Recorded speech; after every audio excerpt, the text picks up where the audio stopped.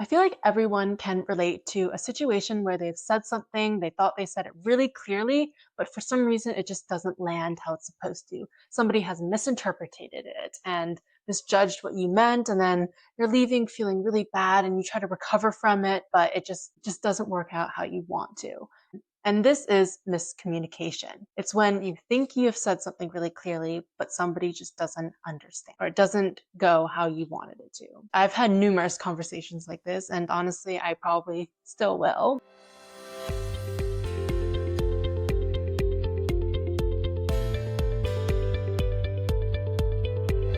Guys, welcome back to Clearly Becoming, a podcast that aims to empower ambitious individuals in their 20-somethings through honest conversations, evidence-backed tools, and strategies to help you navigate this chaotic journey of building one's career. And it's more about finding clarity in who you are, not just about what you do. So I just wanted to start this episode off with a little bit of a story. One thing that I've noticed is that I'm a huge planner and I love to organize things, and I am a huge calendar nerd. Like, I time block my whole schedule. If somebody needs to plan something, I make sure that it works for X, Y, and Z. I'm thinking ahead, whatever. And it's gotten me really far in just my career and how I manage my time. But something that I realized is that with all this careful planning, is that when somebody cancels, I go into a little bit of a quiet deflation. I start to feel undervalued and I feel like I've wasted my time. And this has happened since I was a child, when one of my friends canceled on a sleepover or whatever it might be, or they got sick and they couldn't come. And honestly, all of them are valid points, but I still have this underlying feeling. And what I realized through this is that there's a gap between that person had no idea what I was feeling, and to them, something just came up. And it could be valid. Like I said, they were sick, but I felt that I was being undervalued and that my time was being wasted. And so this gap between what I was feeling and what they thought was happening, that is what this episode is going to be all about. Because there are so many instances in our life when we're communicating with somebody and we just aren't on the same wavelength. We're just not understanding each other. And it's because we don't really understand what the conversation is and what we're trying to achieve in this moment. And misunderstandings and miscommunications, I feel like, can really lead into conflict and bad emotional turmoil. It can ruin relationships, and relationships are super important when you're building your career. Also, communication. We use it all the time in presentations and board meetings and coffee chats. I mean, it's always there. Communication, I think, is one of the fundamental things of what makes us human. And especially nowadays in society where miscommunication is really prevalent and we aren't really listening to the other perspective and we're not hearing what each other has to say. And people think that communication is about articulation, but it's really about attunement, listening to what other people have to say. And so many people shy away from conflict, myself included. I definitely don't like conflict. I tend to avoid it at all costs necessary, but it really isn't a failure. And that's what people misconceive about this. Same for me. It's actually a signal about something that somebody's fighting for, and they're trying to protect something. And so this is what this episode is going to be talking about, is how to be a better communicator, how to really attune into what other people are saying, an actual framework for everyone to use when they're in this communication. And it's going to be a little bit of neuroscience, a little bit of psychology, and what is actually happening between people. Before we get into what to do to have a better conversation, to become a better communicator, I first want to underlie what's happening in the brain.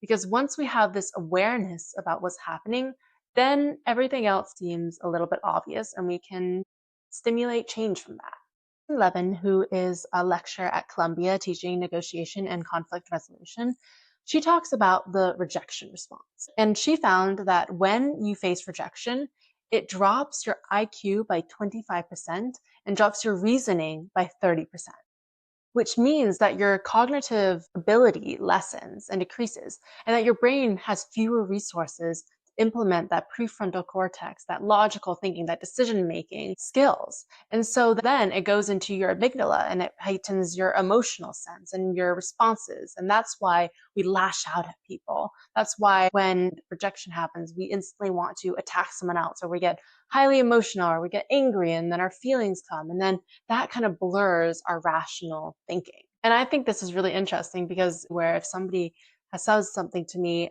instead of me lashing out, I normally just get super quiet, but that anger is like bubbling underneath.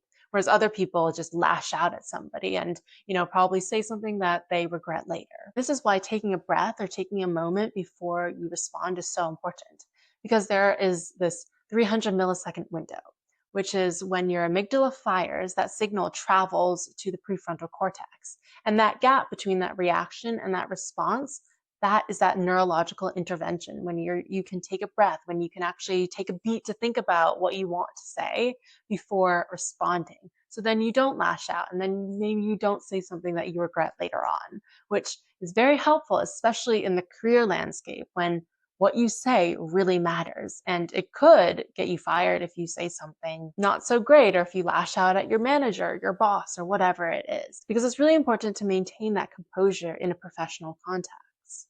There's also this thing called neurological synchronization.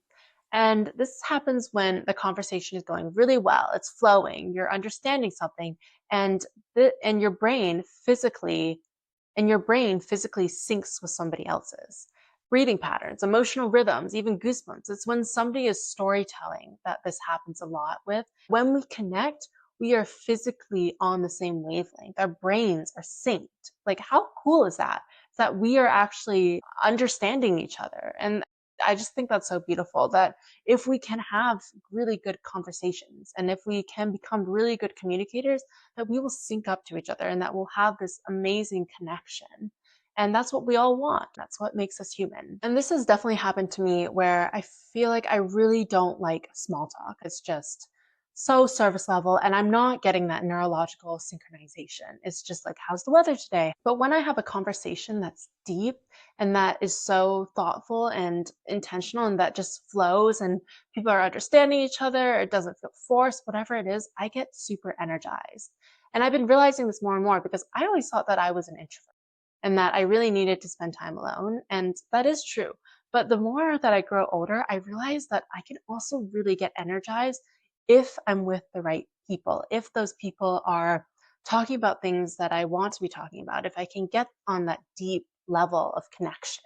This happened to me when I was walking on the High Line with a friend, and we were just talking about our ambitions and our dreams and just fantasizing about the future and whatever that is. And I just got so energized. It was like I was on a high on the High Line. And just that's when I feel like we were so connected. We were talking about where we wanted to go, what we wanted to accomplish. We were hyping each other up. We were also talking about things that we had already accomplished and how proud we are of each other that we have gotten here so far, which I feel like is something that we don't always talk about is the things that we've already done. Like, really be proud of who you are now. Because yes, you have so many things you want to accomplish, but it's so important to also take a beat to appreciate where you are right now and how far you've gotten, because that is such a big thing.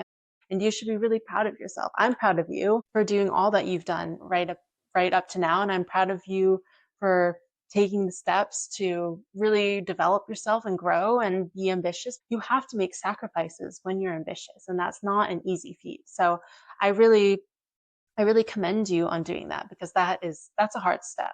Just starting is a hard step. That you're here listening to this podcast, that shows that you really want to grow and develop. And so I'm really proud of you for that. And so now I want to go into that miscommunications. And I've been reading this really amazing book called Supercommunicators by Charles Duhigg. He also wrote The Power of Habit. Really good book. Definitely check it out. But I've taken some things from his book so far.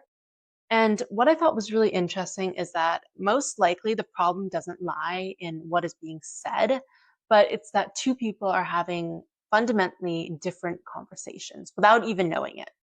And so he talks about three conversation types, and it is, what is this really about? So the more logical, analytical decision mode. Number two is, how do we feel? It's more of that emotional, feeling, belief driven. And then number three, which a lot of people don't really acknowledge, is who are we? It's that identity, social, relational. And so something that I also feel like is really interesting and that why it's so important again to listen and be attuned is that people normally signal how they are processing things.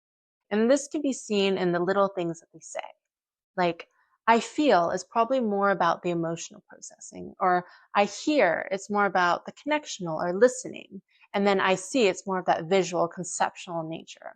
And it's not rigid. It's not like because they say I feel it automatically means emotional. No, but it's just a little bit of like an antenna to be aware of how are they communicating? How are they processing things? And that's another thing that this book really talks about is that those that listen, you think that they don't have much to say or that they're quiet and, they don't really want to talk and they don't have much to offer, but really it's that they're listening to everybody else. I remember in high school when we did Socratic seminars, I think they were called that. I'm not very sure, but it's basically when we had to read a book and then get evidence and our own thoughts and thinkings, and we would discuss it in basically a circle.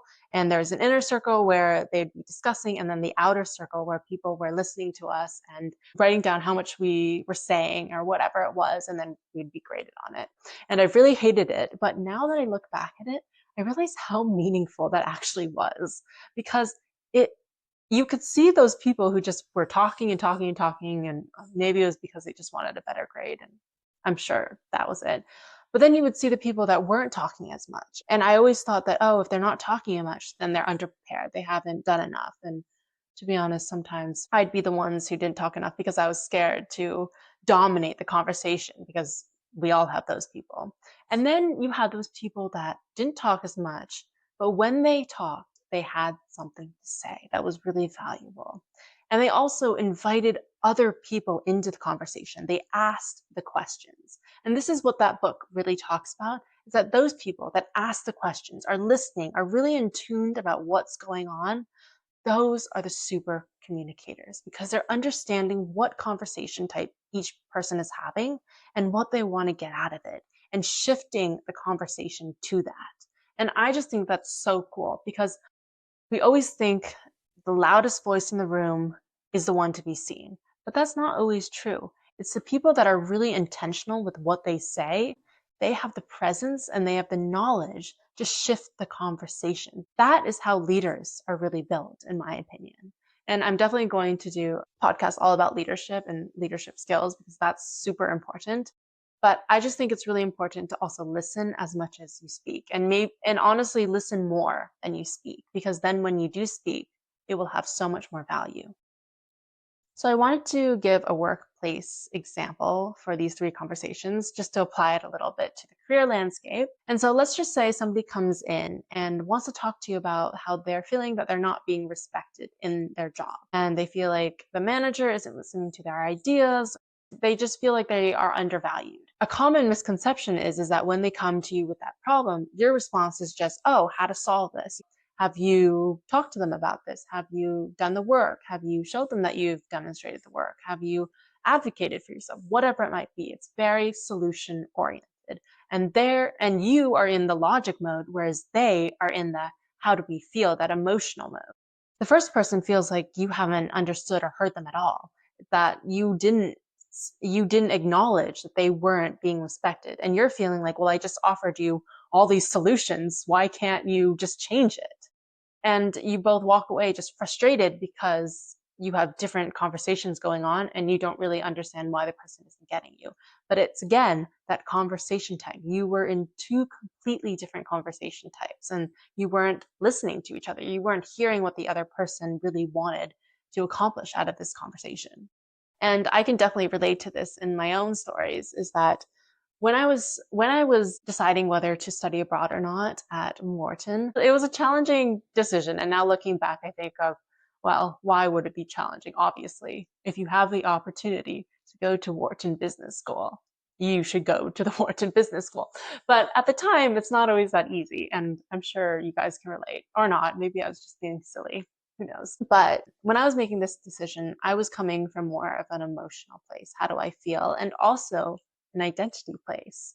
Who are we? Who am I?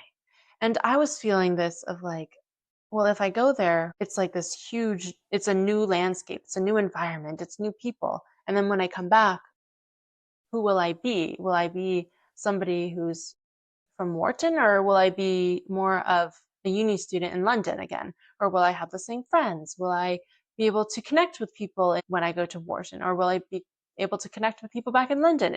And it was more so of just that social landscape and who am I than really the decision of to go or not. It wasn't really about the academic part of it. And so I was talking to my parents about this because I always like to run my decisions by them. I've always done it. And I'm so lucky that I have that support. Very grateful to them. And my parents were coming at it from a more logical sense. They were thinking, well, this is a great opportunity. I mean, to have professors from an Ivy League curriculum, to have the network of people that are at that university and to meet new people and to experience things and just to get a plethora of modules that aren't offered at my current university. And so they were looking at it as a very logistical sense about what this is really about. And they were going into the decision mode about the cost benefit analysis, making a pro con list and things like that. And I felt that I wasn't really being heard because I was coming from it of a more emotional state, an identity sense, whereas they were talking about the more academic and logical part.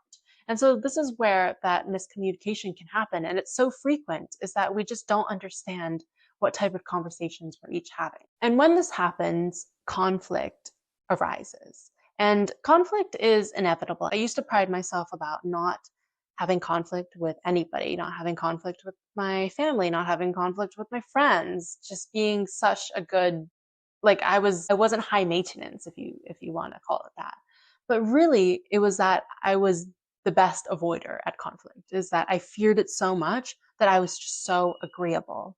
And when that happens, resentment builds. And I was listening to a TED Talk by Shannon Pearson. I'll link it below. But basically, the fundamental thing that she was talking about is that conflict is to connect. And she's a facilitator, mediator. And what she was talking about is that conflict isn't about people fighting with you. It's about that they're fighting for something. It's about that they're protecting something that is valuable to them and is important. And the question that we have to uncover, what are they fighting about? What is something that's so important to them that they need to protect it? And avoiding conflict doesn't preserve relationships. It calcifies it. It presents this artificial harmony. And that's what I was doing when I was avoiding conflict, is that I was being so agreeable. I was doing this picture perfect landscape of that everything was fine and that, I don't anger anyone and nobody angers me or whatever it was, but really it wasn't real. And I was also teaching people that my values didn't matter.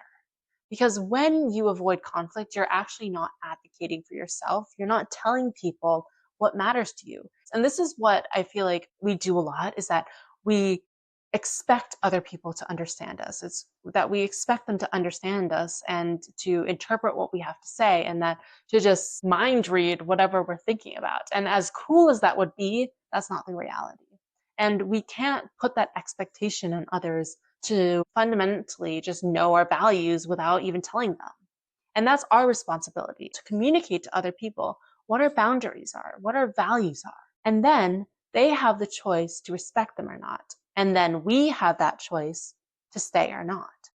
But if you don't initially present what's valuable to you, how will that person have the chance to respond to it? And so that's why when you avoid conflict, you don't actually get to practice signaling to others what your value is. And then that skill just gets worse and worse. And there's a lot of reasons why we don't want to engage with conflict. I mean, it's scary. None of us likes to be rejected. We fear saying the wrong thing, especially in, higher up meetings, or we don't want to be disliked. Emotions get high and it's uncomfortable and we're vulnerable, which always puts us at a little bit of a scary state. The first step is really just naming that you're scared of conflict in general, to realize that is normal. Like nobody really, I think, likes to be in conflict. And also realize that it is negotiable, but you have to first state what it is. The further I went avoiding conflict, the further I lost myself and just became somebody that I didn't even recognize. And that's really dangerous, because then you lose your sense of self in that instance. And so when you reframe conflict as something of valuing yourself and valuing what you have to bring, I think that makes conflict a little bit less scary. And there's this phrase that my therapist says, is that it's for you, not against them. Remember that when you are engaging and when you are stating your values, it's for you. It's so that you don't lose yourself in the process. It's not against anyone else. And it also signals that you have the maturity to state your own needs and that you have the confidence to do that. And I think that makes you more attractive. And I also think that makes you more worthy to yourself as well. I mean, yes, to other people too, but to yourself is the most important point. And it also instigates change because if you don't ever say what you need, no one's going to just give it to you. You have to be the one to be proactive and advocate for yourself. When you are advocating for yourself, you know your worth. You know that you've worked so hard, you've put in the hours, you have done the work, you know that. But nobody's going to come to you. You have to be the one to move the bullet. You have to be the one to take action. You have to be the one say that you have done all this amazing work and that you deserve X, Y, and Z because you do, and you know that. And so when you are stating your values, you are raising the standards of yourself. And it all starts with communication. So now I want to get into the actionable toolkit about how can we become better communicators. And with this toolkit, I just want to preface that this is about being practical. It's not prescriptive. You don't have to do this in every single conversation. Just try it out, see how it feels. And these are principles. It's not a script that you have to follow verbatim. And the more you do this, the more you practice, the more natural it will feel. This is about communication. It's not about manipulation. The actionable toolkit is Duhigg's 4 rules, and it's a starting checklist. So number 1 is notice what type of conversation that you're actually in. So is it logical? Is it emotional? Is it identity? And is the other person in the same type of conversation? And more than not, you're not in the same conversation, which I have listed from the multiple examples that I've given. And so this is why it's so important to listen with intention. Understand what kind of conversation you're in. Number 2 is state your goal and then ask for theirs. And this was really interesting in the book that he talked about, is that just by writing down what you wanted to get out of that conversation in a workplace or a situation, developed more productive conversations in that board meeting for whatever it was. And so this is why it's so important not to assume alignment, because most of the times you don't have the same thing that you want to get out of it. And that's okay because everybody has different goals, things that they want to achieve. HR has something that they need to do. Finance has something that they need to do. Whereas marketing has another strategy that they want to accomplish. But it's so important to that when you are all together in a room, that you have goals that you want to achieve and that you know what they are. And then you can discuss about it. Step into the shoes of the other person, but not assume it. Because yes, you can step into somebody else's shoes and try to understand where they're coming from and build that empathy, which I think is really important, but also ask what they want. Because then you just know. You're not assuming it. You know what they want because they have clearly stated it. And then you can bridge that gap. What am I not understanding from here? What can you tell me that I'm not understanding? And when you say that, that's where the respect and empathy comes from, is that, oh, they actually want to know what I want from this conversation. They're actually respecting me by listening to what I have to say. And it was really interesting in this book where there was this study that these 2 psychologists did. It was called the Fast Friends Procedure. They were trying to see if they could make strangers into friends. And basically they had these 36 questions and they were surface level to deep questions. And with those questions, it was really underscoring people's values, emotions, and also identity. And those 3 things built those genuine relationships. And it was interesting because it was before social media and whatever it was. And those people, a lot of them actually, I think it was like 70% of them stayed connected afterwards. And they were strangers, they didn't have to. And even some of them got married. So I just think it's really interesting that when you ask those questions that talks about people's values, emotions, and identity, that's how you really build those relationships, through that communication. And this brings me to number 3, which is asking about their feelings and sharing your vulnerabilities in an appropriate sense, obviously. You don't need to say something really deep or overshare things. If you're in a boardroom, maybe overshare about something that happened that was traumatic, because that's not the right setting. Really important to read the room too. But when you are a little bit more vulnerable, you become more relatable. And what I mean by this is that If somebody says that they are struggling in, I don't know, like X, Y, and Z, or that they are having a hard time doing this Excel template or whatever it might be, you can also be like, oh, yeah, that was really hard for me at the beginning. I definitely understand where you're coming from. It was so confusing. I didn't know how to use the rows or columns. I didn't know the equations that you had to look up, whatever it was. But the more I practice, or I use this resource or whatever it was to help me, and then I felt better, that shows to them that you've also struggled, that it's not this novel thing that they're the only one dealing with. It brings you down to earth a little bit. It makes you more human. And I feel like that is where people can connect more, is when you're vulnerable, when you're both vulnerable, you start to open up a little bit more. Number 4 is consider whether identity is at stake. And this is the one that I feel like is really underestimated, is that we don't always realize that somebody is talking about their identity in a conversation. And that's the third type of conversation that Charles Duhigg was talking about, is who are we? Who am I? And so again, I just want to, because I was rambling a little bit, I just want to go into the four steps again, just to summarize it. And the first one is, what type of conversation are you in? Number 2 is state your goals and then ask for theirs. Number 3 is ask their feelings. And then number 4 is consider whether your identity is at stake, yours and theirs. And so I just wanted to close with my opening story that I was talking about the planning and everything, and utilizing these 4 rules and everything that we've talked about, how I would approach that situation again, because I believe it or not, it will come up again, because I'm a planner and that's just what happens. And I hope this is useful for you to see how to actually apply this framework in a situation. And so number 1 with that story is, what conversation was I actually in? Planning happens all the time with managers, with friends, with family. It can look very logistical on paper, but I was having an identity conversation underneath this. Through the calendars and through the careful planning, I was actually seeing, do I matter to you? Are you actually going to commit the time to spending with me? Do you actually want to spend the time with me? And if I had to do it again, I would name what I was feeling, because how are they supposed to know that that's what I was feeling? I would say, I find it really hard when we change plans last minute or whatever. And so I would just want to be on the same page that you can really do this. And if not, please let me know in advance. Things like that, or whatever it might be. I actually recently had this with somebody. It was for a shoot, and they were like, I really don't like last minute plans, so really make sure that you can do this. And I was just like, great, this is perfect. I know what they want, and I'm going to make certain that I am available on this date. And I was, and that's what I did. And so that's why naming it is so important, because now I know that that person really, really hates cancellations, and I can respect that. And then number 2 was state your goals and ask for theirs. And so I had assumed that we were aligned on what this arrangement meant, but I actually never checked. And that's the important bit, because I assumed that alignment. And so that's where the different expectations came from, because I thought that this was a really important thing and that this would be happening. I didn't actually state that this is important to me. And then number 3 is that feelings and vulnerability.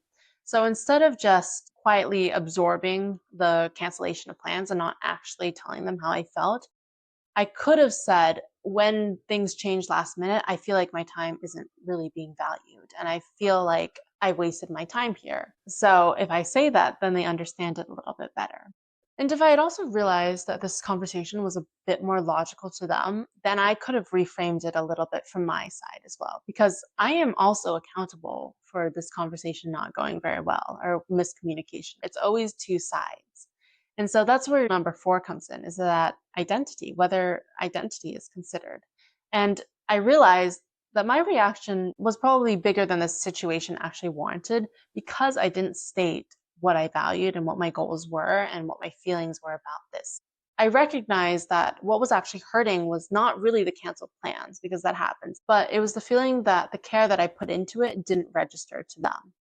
And so if I knew that it was more logical, then I would have come at a place at first, like with logic, like this is X, Y, and Z, this fits into here. And if they are, you can't always change what people want. So really acknowledge that because they're in this logistical state, they probably, don't really want to talk about their feelings, because then it's just the expectations of what this conversation is actually about.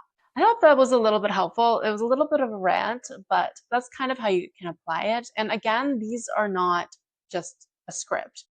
Things can change and maybe you mess it up and whatever, but just reflect on that. Kind of contemplate whether, was the reason why this conversation wasn't going well is because we weren't in this same type of conversation, or is because we had different aims or goals or whatever it was. Just because that's how you can really understand where that miscommunication happens so that in the future you don't repeat what happened again. And most of the conversations that hurt us aren't the conversations that went badly, it's the ones that never happened.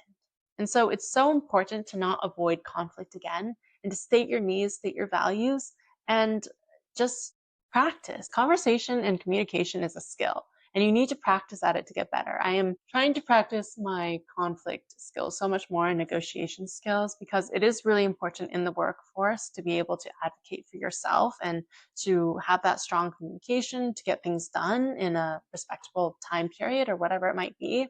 And the only way you're going to get better at it is really by doing it and also observing other people. Find somebody in your life who's a really good communicator and just audit them. How did they do it? How did they navigate the situation, whatever it is? And you're bound to make mistakes. You're bound to have heightened emotions, but just to start getting a grasp and awareness around just how you are as a communicator.